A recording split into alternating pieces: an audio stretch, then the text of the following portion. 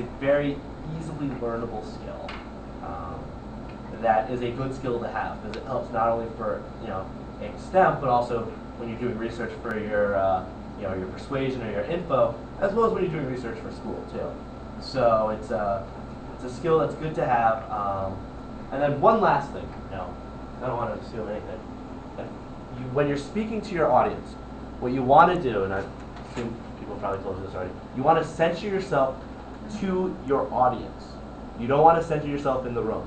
So I mean, in this case, it's pretty easy. We've got people in all of the vertical lines going back, so I can pretty much stand right here.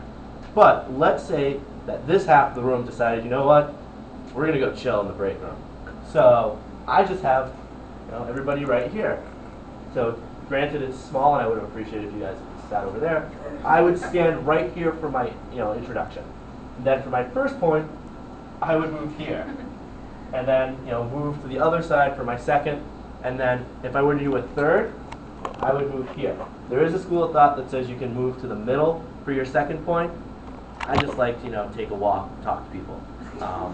And then for your conclusion, you come back to where you started your introduction. And just remember to center yourself to your audience and not your room, and never turn your back or angle yourself so that you want to be able to make eye contact with everyone at some point in time. And the good rule of thumb is one thought per person.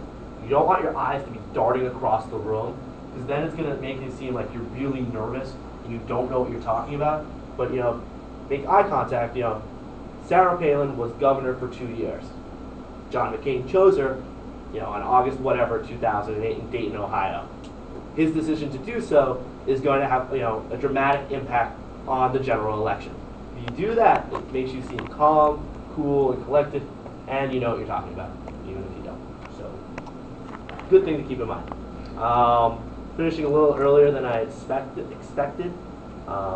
Any questions? Yes, keep on. So, Joe, what would you say is the standard, a good number of sources to have in a Extemp speech? Good question. If you're doing 2 by 2, I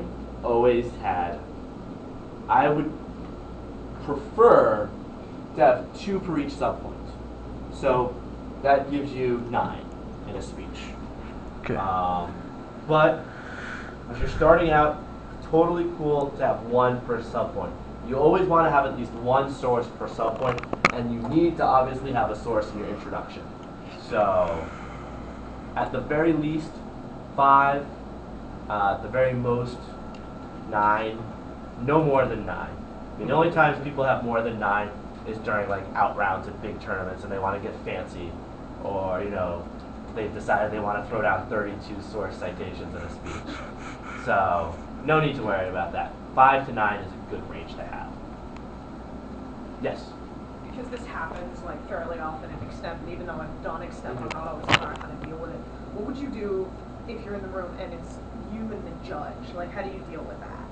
What you want to do is you center yourself to the judge, and then small move to the left, small move to the right, and then obviously making eye contact with one person for 7 minutes is a little creepy no matter who they are.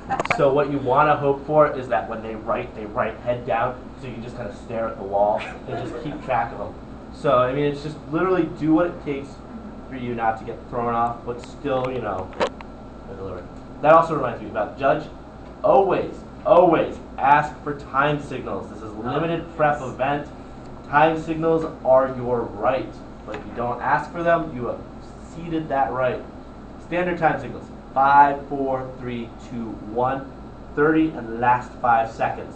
So when, let's say I've given the longest Extemp speech in world history. There's somebody outside waiting for me to finish. I finish, I sit down, they come in, they'll take a seat. Don't stand. Wait until the judge is finished. Don't want to rush them. They'll say, all right, you ready? You'll be like, yep, ready to go. How will we be giving time signals? And if they say 3, 1, 30, last 5, ask, would it be possible to do standard time signals?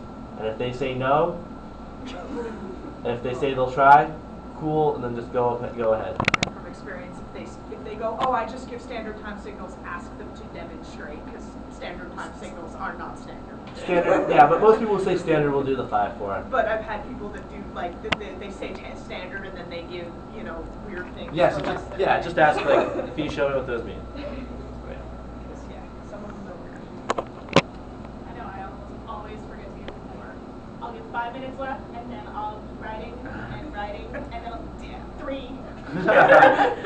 Almost not. But that's, I was gonna say, Yeah, that's a good one. 4's not much of a science I was most gonna as it say, is, yes, so. 4's a good one. I almost always forget. Yeah, two is nice. Because as soon as you see the 3, then you watch the clock more, I think, Yeah. as a judge. Anything else? Any questions? Comments? The comment that I would make as a judge is that, and Joe was talking about this, is that to me the most important thing in Extemp is do you answer the question? You know, first and foremost, I can usually eliminate a couple people in the round just by whether or not they answer the question. And people sometimes think they can dodge a question. They might with some judges. I generally pay close attention. But other people, I mean, you want to make sure that everything you're thinking about is tied to that question, okay? And you want to look at the wording. You know, what effect will Palin have, okay? And that's very different than will Palin win. You know, there are different ways that questions can be worded that will change the whole meaning of the question, and you want to make sure you get that wording down. So. All right, well, thank you very much. Thank you for not throwing anything at me during